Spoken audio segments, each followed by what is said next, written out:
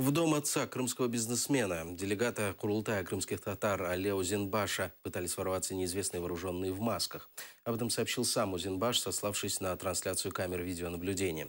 В декабре в Меджлисе сообщали, что российские силовики собирались провести обыск в доме Али Озенбаша, но тогда сотрудники ФСБ и полиции не застали его на месте. Они приехали, ломились, никого нет. У меня видеокамеры стоят наблюдение, я просто сигнал получил. Вот.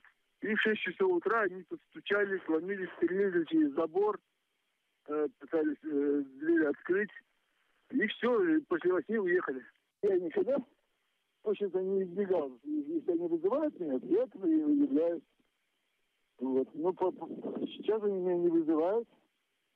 Вот. И я считаю, что это просто попытка очередная опорочить мое честное имя перед соседями. Тут же люди в балаклавах, вооруженные.